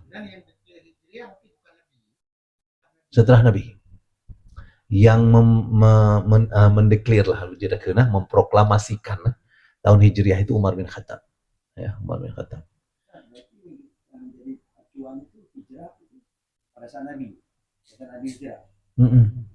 Tahun Nabi Hijrah. Berarti di hijrah Nabi. Ya, makanya kayak misalnya puasa. Kapan syariat puasa turun? Itu disebut syariat puasa turun tahun kedua Hijriah. Nah, itu berarti setelah Nabi hijrah ke Madinah, 2 tahun kemudian turun perintah puasa. Hijrah Nabi. Persis juga ketika disebut kapan Fathul Makkah, penundukan Mekah, 8 Hijriah. Itu berarti 8 tahun setelah Nabi di Madinah, Nabi menundukkan Mekah. Ya kan? Atau kemudian kapan wafat Nabi? 13 Hijriah misalnya. Ya kan? Yang begitu-begitu, 10 Hijriah. Itu yang begitu-begitu, itu hitungannya selalu dari tahun hijrah Nabi. Hijrah masalah tahun, tapi juga peralihan orang. Ya. Jadi ini kan bisa berhubungan untuk tahun juga disebut hijrah. Dan untuk peralihan seseorang, perubahan orang juga. Ada tambah lagi tempat. Peralihan tempat. Kalau nanti saya semuanya sudah pernah saya sampaikan jadi bahan ceramah. Apalagi ganti kawan. Ya kan? Ibrahim itu pernah memerintahkan Ismail untuk ganti palang pintu. Tahu cerita itu? Itu hijrah juga. Cerino. Yang menarik adalah gepegah Mbak Urinongnya. Ya, Mbak Urinongnya nyomnya iwo Ismail itu belum pegah pakainya. Yo ganto palang pintu tu. Ya. Palang pintu yang kenya yang pegah ya. Palang pintu yang bermasalah. Jadi sidang jamaah yang dirahmati Allah Subhanahu wa taala kemudian dikonotasikan karena diambil hikmah dari peristiwa Nabi. Apa yang sebenarnya Nabi lakukan? Filosofinya misalnya kayak tadi Nabi Ibrahim mengatakan bahwa hijrah ila Rabbi, ya, menuju Tuhanku. Jadi kan dari situ muncul lagi hikmah yang sangat banyak. Jadi menyetaplohnya le jaju itu, ya. Dengan catatan kita mau mengambil hikmahnya. Jadi itu pertanyaan Bang Salman tadi ya. Pertanyaan Bang Mirsa udah dua apa? Kata kunci udah. Sabar. Meyakinkan diri kita bagaimana supaya kita memahami bahwa apa yang Allah kasih sebagai cobaan itu sesuai dengan kemampuan kita. Supaya jangan menyangka pekan lo ya Allah. Pekan lun tapi pekan kau ya. Jadi sidang jamaah yang dirahmati Allah Subhanahu wa taala, ini basisnya sebenarnya keyakinan. Basisnya keyakinan. Jadi basis keyakinan yang pertama adalah ketika kita meyakini yang pertama Allah Maha Kuasa. Mudah sekali bagi Allah untuk memindahkan masalah dari kita. Itu yang pertama. Yang kedua, ini dua hal saja kita yakini sudah cukup. Ya, yang kedua, Allah Maha Sayang sama kita. Karena itu Allah kegejuk masalah itu mungkin karena Allah membenci kita. Apa yang Allah sudah garansi kepada Muhammad SAW yang diabadikan dalam Al-Quran itu berarti berpotensi berlaku juga pada kita sekarang. Apa misalnya garansi Allah? Ma wadda'aka rabbuka wa ma qala. Tuhanmu Muhammad tidak pernah membencimu, tidak pernah meninggalkanmu. Ya. Kalau benci dan tinggalkan tidak dilakukan oleh Allah, berarti bahasa lain apa? Tuhanmu sayang sama kamu. Sejak surat itu turunlah Muhammad SAW tidak lagi pernah merasakan gundah gusar. Pernah sebelum ayat itu turun, Muhammad itu gelisah. Ya, gelisah. Kenapa? Takut Tuhan sudah mulai meninggalkannya. Tapi setelah ayat itu turun, apa yang terjadi setelah ayat itu turun? Terjadi peristiwa Taif. Dan di peristiwa Taif itu diakui oleh Rasulullah SAW itu berat sekali beliau hadapi. Tapi meskipun demikian, beliau tidak pernah menyalahkan apa-apa. Beliau mengatakan, bahkan dalam doanya yang sangat terkenal, setelah hari ini kemana lagi engkau bawa aku ya Allah? Engkau bawa aku kepada orang yang menzalimiku, mencabik-cabik urusanku, menguasai seluruh urusanku. Aku tidak peduli ya Allah. Yang penting engkau tidak marah sama aku. Itu garansi. Nah, ketika itu menjadi keyakinan bahwa Allah menggaransi itu, ada banyak sebenarnya ayat-ayat. Misalnya apa lagi? Wa ma rabbuka bidzallamin lil 'abid. Allah sekali-sekali tidak pernah zalim kepada hamba-hambanya. Ini semuanya garansi, semuanya garansi. Ya, dan yang menarik adalah kalau seandainya satu kali saja kita sanggup bertahan. Ya. Satu kali saja sanggup bertahan, maka kita akan langsung melihat nanti efeknya. Dan untuk keyakinan berikutnya biasanya akan lebih gampang. Tapi satu kali saja. Untuk sanggup bertahan, jangan suudzon sama Allah. Satu kali saja, ya. Satu kali jangan suudzon sama Allah. Bertahan saja, bersabar saja. Ya Allah, apapun yang kau berikan, aku siap. Aku ridho. Ya. Aku ridho. Berikutnya nanti, kita sudah di level yang berbeda. Bukan lagi di level itu. Istilahnya setelah ujian SD, nggak mungkin kita harus ikut ujian SD lagi. Sudah ke ujian SMP. Tapi masalah tetap tidak selesai, Mami. Nah, itu pula masalahnya. Ya kan? Nanti ketika kita naik kapasitas, berarti ujian kapasitas berikutnya. Ya. Makanya ketika Ibrahim itu diuji oleh Allah kan dengan kapasitas yang berbeda. Pertama Ibrahim disuruh tinggalkan anak dan istrinya semata wayang di tanah kering kerontang. Itu masih mungkin ada kemungkinan kehidupan. Tapi yang berikutnya potong leher dia. Nah, kan? Yang kahana cerita deh, lihat kau ketika mati. Nah, kan menang kira-kira. Tapi Allah tidak butuh leher Ismail. Yang Allah butuh adalah kamu sanggup bertahan enggak dengan apa yang kuperintahkan. Begitu bertahan, langsung Allah tunjukkan, Allah gantikan. Itu sebabnya sidang jamaah yang dirahmati Allah Subhanahu wa taala, kondisinya sebenarnya adalah sabar. Maka kesungguhan dan kesabaran itu dalam Al-Qur'an digandeng oleh Allah Subhanahu wa taala. Dan nanti langsung diiming-imingi dengan jannah, dua hal itu. Am hasibtum an tadkhulul jannah walamma ya'lamillahu alladziina jahadu minkum wa ya'lamas sabirin. Jihad dengan sabar itu digandeng oleh Allah. Kenapa digandeng? Karena memang itu modalnya, ya. Karena banyak orang bersungguh-sungguh hijrah sungguh-sungguh dia hijrah tapi dia nggak sabar. Karena nggak sabar dia nggak istiqomah dia jatuh ke level bawah. Dapat lagi cobaan-cobaan yang sebelumnya. Kan ada orang yang mengatakan hana kibarong contoh dia masalah datanya tapi kalau misalnya ada masalah yang sama terus datang ke kita 3 kali saja itu menunjukkan kapasitas kita nggak nambah. Itu persis seperti remedial tiap semester, ya kan? Kali semester hana lewat-lewat, ya kan? Ya itu contoh. Saya pernah langsung itu saya kasih tahu sama satu sekretaris dekan. Karena dia datang ke saya ngadu tentang salah satu dosen yang katanya kalau minta tanda tangan dekan, marah-marah aja dosen ini. Punya orang lain harus disingkirkan, harus punya dia dulu yang diurus. Kalau datang dosen ini katanya, datang dia ke saya, dia bilang ini, kebron Ustaz juga ya. Asai katro gaknya, ka bengeh haju, si atta gak yang betauruh hele, hanjir tauruh atta kau. Pala aku. Nya ka kejadian minggu yang kali juga. Nya minggunya katro long ya, lagi lo. Ya. Pokoknya udah berkali-kali beliau kayak gitu katanya. Dia tanya ke saya, nya urang lagi yang kiban pelaku Ustaz.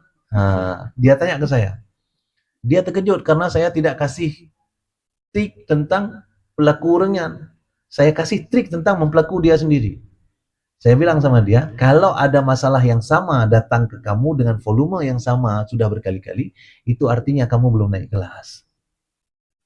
Itu sebabnya Allah kasih masalah itu lagi, itu lagi, itu lagi. Jadi masalahnya di saya. Ya, kata Mahabroni loh sih kan. Ya, minta solusi untuk masalah baru loh. Karena memang itu masalahnya di kita. Artinya kalau kita berlapang dada, babengnya giganya, dia bodoh. Kan udah selesai dengan masalah itu. Ya. Karena bukan tentang dia, ini tentang kita. Ya. Udah sering kita sampaikan di sini dalam judul yang berbeda-beda, perspektif yang berbeda-beda. Sebenarnya arahnya sama juga, situ-situ juga. Ya. Benar Mbak Mira, mudah-mudahan terjawab. Dan lagi? Ini akan itu juga udah pernah kita sebut. Apa dulu kita sebut? Syukur tanpa tapi, sabar tanpa tepi, syukur tanpa tapi. Ya. Jadi sabar itu tiada tepinya itu. Dan syukur tanpa tapi, bentuknya syukur kau je nah. Tapi tidak keju. Ya. Yang tapi nyan kueh. Ya. Jangan tapi. Sabar gitu juga, ya.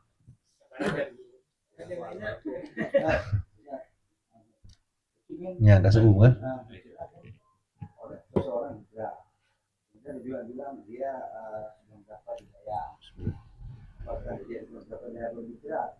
Kemudian dalam perjalanan hidayah tadi dia nggak sabar, dia kembali lagi. Apakah bisa dikatakan dia belum dapat hidayah? Gimana kaitan hidayah dengan hidayah itu artinya petunjuk. Hidayah itu artinya petunjuk. Keinginan untuk hijrah, walaupun belum hijrah, berarti sudah dapat petunjuk. Dan dia mendapat hidayah. Nah itulah. Itu lain lagi. Itu lain lagi pertanyaannya. Kan pertanyaan awal dengan pertanyaan yang sekarang udah beda nih. Ya. Pertanyaan awal adalah apa itu hidayah tadi? Hidayah itu petunjuk. Artinya ketika kita tergerak ke arah sesuatu, kita belum melakukan itu pun, itu hidayah sudah ada sebenarnya. Terbuka hati kita untuk menerima kebenaran, hidayah sudah ada. Ya, walaupun kita belum bergerak untuk menuju ke sana. Untuk bergerak menuju ke sana, kita perlu hidayah berikutnya.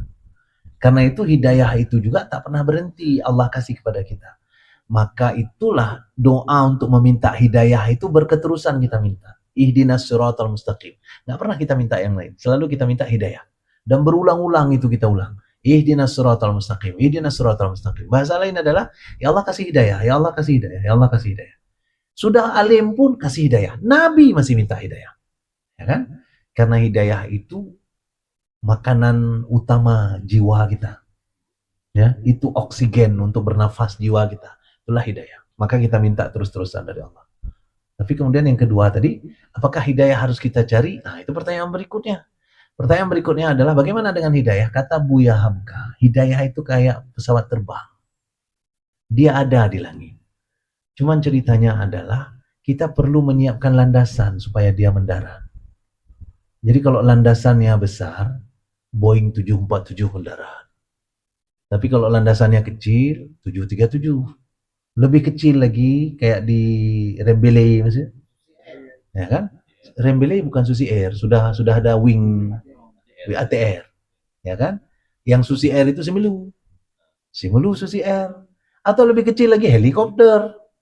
Ya kan? Tapi kalau seandainya helikopter pun nggak bisa mendarat, itu berarti nggak siapkan apa-apa dia. Ya kan?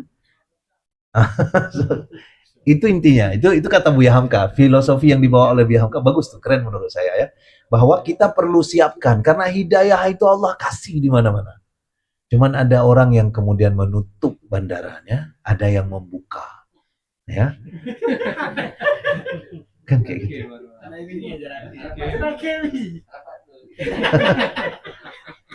Makanya Dan memang bahasa Al-Quran memang tutup bahasa Al-Quran, ya. Karena bahasa Al-Quran, orang-orang yang menutup diri dari hidayah itu disebut dengan kafaru. Kafaru itu kita udah pernah bahas. Kafaru itu bahasa Inggrisnya cover, artinya tutup. Ya. Jadi bandara ditutup, gimana mendarat hidayah? Ya. Jadi cara menjemput hidayah bagaimana? Cara menjemput hidayah, buka hati seluas-luasnya. Saya sudah pernah cerita di sini percakapan antara Luna Maya dengan si bukan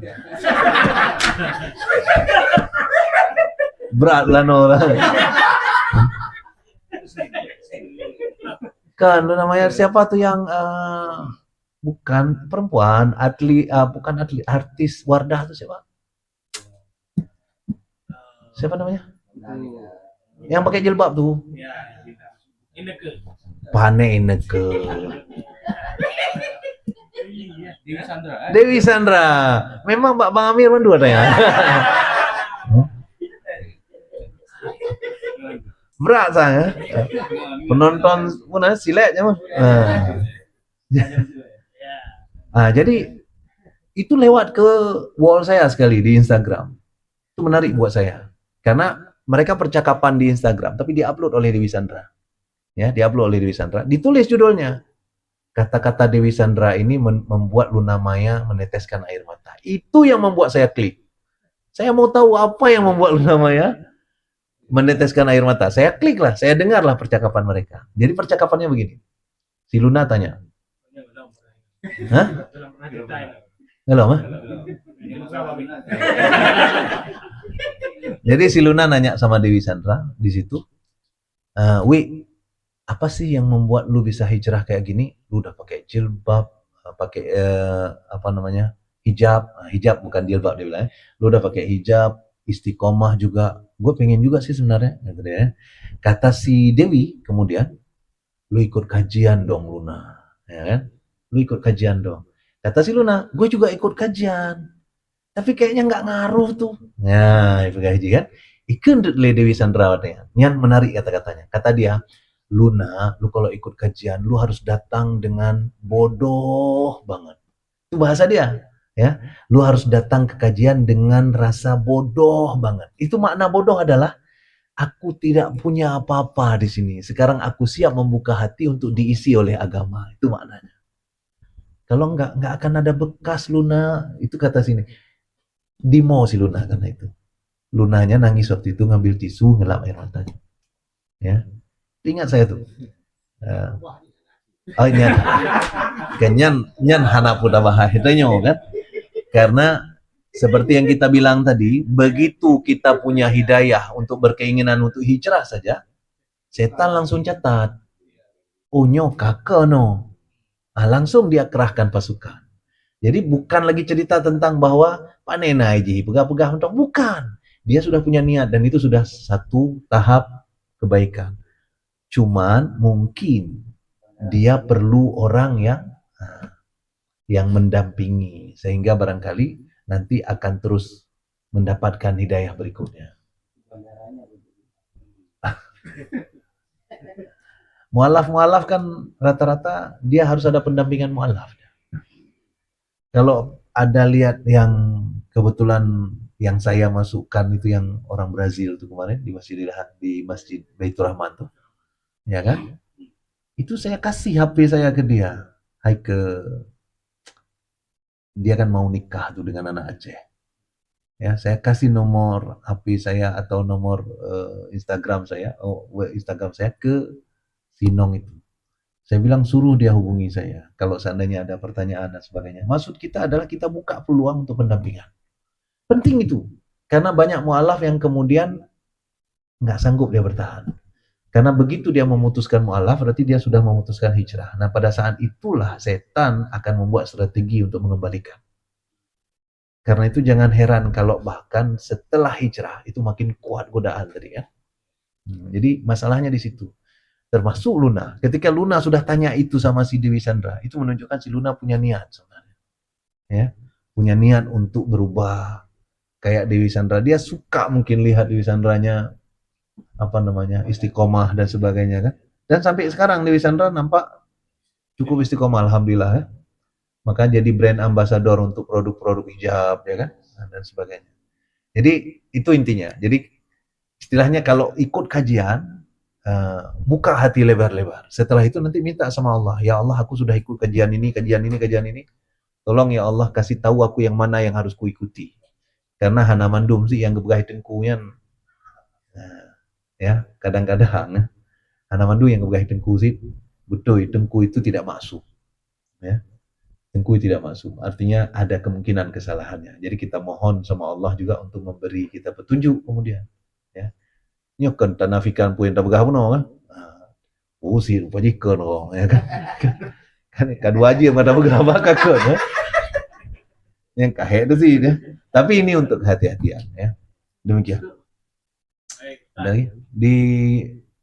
Dari kampung kadang nah. Kadang. Baik Ustaz, ini ada pertanyaan dari jamaah yang mengikuti dari live streaming, ada 3 orang. Yang pertama dari akun dengan nama Iska. Assalamualaikum Ustaz. Suatu hari seseorang pindah tempat kerja karena alasan ingin berbakti pada orang tua di daerah tersebut. Lalu dia sambung, tapi keadaan di tempat baru tersebut lebih parah dan banyak mudaratnya. Haruskah ia mencari tempat kerja yang baru?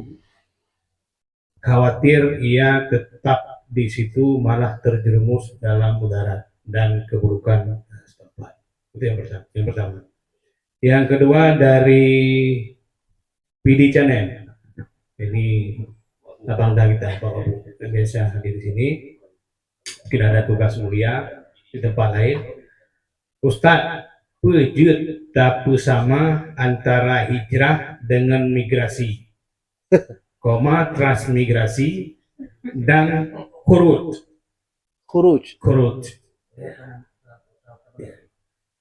Yang ketiga dari Cut Mahdalena, Ustadz, adakah kiat khusus untuk mempertahankan hijrah kita agar hijrah itu dikatakan berhasil? Itu Ustadz, 3 pertanyaan. Ya, ada lagi satu Yusniati baru pada tataran Assalamualaikum Ustadz. Pertanyaan belum muncul. Barangkali itu Ustadz, pertanyaan penjelasannya. Terima kasih Ustadz. Belum bisa cetak tapi kakilah. Sang tinggal ada, insyaallah. Yang pertama tadi pindah kerja untuk ibu, takutnya nanti suasana malah lebih buruk. Ini kan pertanyaan-pertanyaan yang kasuistik seperti ini, nggak bisa kita jawab langsung. Karena kita nggak habis tahu sedetil-detilnya. Jadi jawaban secara umum, takutnya nanti bahkan menyesatkan. Jangan dijadikan hujah kalau seandainya hanya bercerita 5 menit, kemudian langsung menginginkan jawaban detil dari sebuah keputusan. Itu bahaya. Psikolog saja kalau kita datang untuk bicara tentang sebuah masalah, kita hanya berhari-hari. Anda kembali lagi minggu depan. Nanti dipanggil lagi orang-orang yang dekat dengan kita. Dia harus pelajari dulu sebaik-baiknya, baru kemudian diberikan rekomendasi. Karena itu kalau rekomendasi yang seperti ini, nggak berani saya ngomong. Takutnya dihujah nanti, jadi hujah. Salah pula, nanti telepon pula, si drone. Kan? Drone, si rencana aku buka menonton, aku dengar kabar. Ya kan? Kan bahaya. Nah, itu sebabnya siapa yang paling paham sedetil-detilnya keadaan ini? Kita sendiri. Kita boleh konsul dengan orang untuk hal-hal tertentu, tapi jangan dijadikan hujah. Itu penting sekali. Pada akhirnya nanti ketika ada pilihan-pilihan yang sudah mengerucut, kita disuruh ngomong sama Allah. Ya, sholat istikharah misalnya. Minta petunjuk sama Allah untuk apa yang harus kita lakukan. Apalagi tadi kalau masuk alasan ibu misalnya. Ibu itu sesuatu yang sebenarnya memang harus diutamakan. Ya, kondisinya. Tapi selalu saja ada hal-hal yang masih mungkin dilakukan. Misalnya apa? Kita tetap bersama ibu, tapi pindah dari lokasi itu. Kan bisa saja. Ya, artinya lokasi mendemung yang mak bi mendemung ba, kerja pun masih bisa. Kan semua bisa kita lakukan. Jadi kondisi-kondisi seperti itu tidak ada yang ideal. Itu penting sekali. Selalu ada bagian yang harus dikorbankan. Tinggal sekarang kita buat list bagian mana yang bisa kita korbankan. Mungkin nyo 10%, nyo 20%. Pada akhirnya nanti kita akan dapatkan hasil aslinya. Dalam statistik itu disebut dengan optimasi proses. Masukkan semua variabel, kemudian cari rumus yang menghasilkan nanti di mana variabel titik optimalnya. Itu contoh-contohnya, ya. Karena statistik sekarang ini sudah berkembang sampai menyelesaikan masalah-masalah sosial yang seperti ini. Kondisinya, karena diangkakan nanti, seperti yang kita sebutkan tadi. Dari angka 1 sampai 10 dibuat jadi angka empirik. Ya. Cinta sama ibu 1 sampai 10 di mana dia posisinya. Nanti kerjaan dari 1 sampai 10 di mana posisinya. Semuanya dikoordinatkan nanti.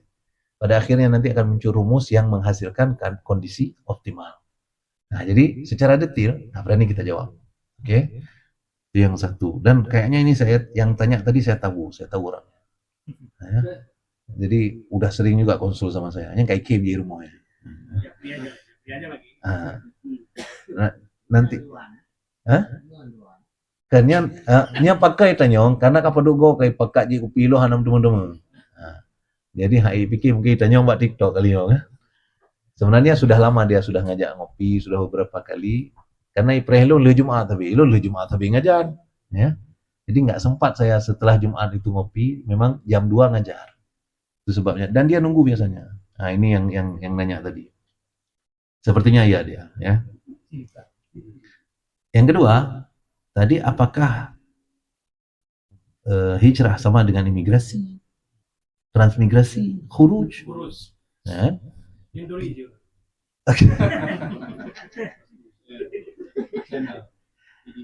Ya, jadi khuruj itu adalah istilah. Tergantung istilah itu kita pakai di mana. Kalau kita tanya sama orang jamaah tabligh, khuruj itu adalah keluar untuk berdakwah sekian hari. Itu disebut dengan khuruj. Meninggalkan rumah, meninggalkan keluarga, meninggalkan pekerjaan, khuruj. Tapi kalau seandainya khuruj itu diartikan sebagai kata-kata, itu biasa saja. Ya, di dalam surah Al-Hasyr yang kita bacakan tadi ada kata-kata khurujnya. Lil fuqara'il muhajirin alladziina ukhriju min diyarihim. Khuruj di situ. Ya, mereka yang keluar dari kampung mereka. Khuruj. Ya, itu khuruj. Karena itu khuruj yang mana yang mau dimaksudkan? Imigrasi pun kalau seandainya mereka keluar dari kampung mereka untuk tinggal di tempat lain, khuruj juga. Kenapa? Karena khuruj itu keluar. Ya. Makhraj itu jalan keluar. Ya. Jadi kan itu kondisinya. Nah, karena itu, apakah sama? Nah, kalau nanti kita buat persamaan-persamaan, kemungkinan sama selalu dapat. Karena ini istilah-istilah yang dibuat oleh manusia. Istilah-istilah yang dibuat manusia itu selalu relatif dia. Tidak pernah ada kebenaran mutlak. Pada akhirnya nanti semuanya akan terakomodir ke situ. Belakangan istilah-istilah kimia pun sudah dipakai di sosial kalau pernah dengar. Sekarang ada istilah kohesivitas sosial. Kohesi itu dalam bahasa kami itu adalah gaya tarik antar sesama jenis yang kohesi. Tapi sekarang ada istilah kohesivitas sosial. Apa kohesivitas sosial? Ternyata kesetiakawanan. Ya, tertarik ke sesamanya. Tidak kemudian terganggu dengan terdistract dengan kawan yang lain di luar kelompoknya. Ini contoh-contoh. Jadi bahasa manusia itu semakin lama semakin bias dia. Pada akhirnya nanti sosial dengan eksak pun tidak jelas lagi di mana posisinya, ya. Dan itu sebabnya kalau ditanya apakah sama, mungkin jadi sama kalau kita persepsikan sama, mungkin jadi beda kalau kita persepsikan berbeda. Karena itu relatif sekali itu. Ya. Yang ya, relatif sekali. Tergantung pun bahasa. Ya. Intinya tapi hijrah tadi itu pun, tadi kan ada ditanya tadi Bang Yus tadi. Ya, hijrah itu pun tadi berpindah tahun, berpindah tempat, berpindah karakter, berpindah kebiasaan. Hijrah mandu, ya, hijrah mandu. Nah, di situ saja sebenarnya yang dilakukan oleh Nabi itu hijrah yang mana coba? Yang jelas Nabi hijrah tempat. Ya kan? Itu yang sudah pasti. Mekah ke Madinah, itu yang sudah pasti. Nah, jadi kondisi itu lagi-lagi tidak bisa kita jawab dengan pasti. Ya, yang ketiga hamdu mencetak loh. Yang ketiga kiat khusus untuk Oke. Ya. Jadi kiat khusus untuk istiqomah itu sebenarnya. Ya, kiat khusus untuk istiqomah. Inti dasar dari istiqomah itu adalah semangat sebenarnya. Kalau semangat terjaga, maka kita tetap berada di situ. Semangat itu untuk kita yang manusia ini, manusia itu kan makhluk sosial. Semangat kita akan sangat dipengaruhi oleh orang-orang di sekitar. Apa yang kita lihat, apa yang kita dengar, itu semangat kita dipengaruhi oleh itu tadi. Maka yang paling penting adalah itu sebabnya disuruh pindah tempat. Nah, jadi ketika ada anak muda yang dalam hadis disebutkan sudah membunuh 99 orang, ini sudah masyhur nih hadis ini kan. Membunuh 99 orang, dia tanya sama seseorang, apakah Allah masih mengampuni dosaku? Orang itu mengatakan tidak. Orang itu pun dibunuh, kafir tuh. Ya. 100 orang sudah dibunuh, kemudian dia datang lagi ke syekh yang lebih paham agama, apakah Allah akan masih mengampuni dosaku? Kata syekh ini, seberapa besar pun dosamu, Allah tetap akan mengampuni. Gitulah kira-kira, ya kan? Sehingga dia senang, dia kemudian ingin hijrah untuk bertaubat, tapi apa kata syekh ini? Tapi kamu harus pindah dari tempat ini ke tempat sana. Kenapa? Karena kalau kamu tempat di sini masih kamu domisili, setelah hari ini kamu keinginan hijrah, 2 hari kemudian kamu dipengaruhi kembali. Karena orang tempat kamu tinggal bukan orang-orang yang benar. Gitulah kira-kira. Itu sebabnya disuruh hijrah. Dan itu juga yang terjadi pada orang-orang yang meninggalkan diri mereka untuk tidak ikut hijrah bersama Nabi yang kita ceritakan di awal tadi. Surat An-Nisa ayat 97 tadi. Bahwa mereka sebenarnya orang Islam, sudah tersaring sebenarnya Islamnya, tapi karena mereka tidak ikut hijrah, maka mereka bergaul kembali dengan orang-orang jahiliyah, bergaul dengan orang musyrik. Pada akhirnya, mereka diawali dengan pura-pura ikut musyrik, lama-kelamaan itu akan berat. Semakin lama semakin berat. Nah, jadi tips utama untuk istiqomah dalam hijrah adalah buat list. Kira-kira apa saja faktor yang ada di sekitar saya ini yang mendukung hijrah saya. Teman, tempat kerja, tempat tinggal, semuanya. Ya, kalau ada yang bisa di escape, ya, bisa di skip, bisa di delete, bisa di replace. Bahkan untuk teman sekalipun. Ada teman-teman yang barangkali memang lebih banyak mudarat daripada manfaat untuk masalah hijrah kita. Nah, itu sebaiknya jaga jarak dari teman itu. Ya, jaga jarak. Kalaupun kita nggak delete habis, jaga jarak dari teman itu. Saya punya pengalaman bahwa nanti kalau seandainya kita sudah kuat menunjukkan kekuatan untuk hijrah kita, malah Allah sendiri yang akan mendelete teman-teman tadi. Caranya macam-macam. Caranya misalnya dia tiba-tiba udah marah sama kita, ya. Itu terjadi sama istri saya itu, ya, karena istri saya dulu dia kerjaannya buat skenario FTV, kenalanlah dengan beberapa artis. Kalau ke Jakarta sering satu hotel dengan artis-artis itu dan sebagainya, jadi akrab. Ya. Setelah saya ajak istri saya untuk berhenti buat skenario film, saya bilang nyengke nah, ya. Sudah mulai berhenti, sudah mulai enggak lagi dan sebagainya. Beliau pun sudah mulai menulis status-status dakwah di media sosialnya. Ternyata beberapa teman-teman akrab beliau yang artis tadi tersinggung, merasa disindir dan sebagainya. Satu demi satu melakukan unfollow. Nah, istri saya kemudian ngomong ke saya, dia bilang, sedih kali lah katanya ya. Si ini dulu waktu sama di hotel bareng dan sebagainya, sekarang dia unfollow, nggak jelas apa alasannya. Nah, saya cerita ke dia bahwa ketika kita memilih jalan kebenaran, maka jangan heran, Allah akan membantu kita untuk menyaring lingkungan. Jadi lingkungan itu sendiri yang hilang. Bukan kita yang unfollow, dia sendiri yang unfollow. Ya. Allah yang buat itu. Ya, Allah buat itu. Makin lama kita masuk ke dalam kebenaran, makin Allah delete hal-hal yang tadi tidak benar. Kan ada orang yang mengatakan misalnya, anak mangak li taduk je kuping je. Dia ada pegah baik tu bi hadis tu bi. Ya?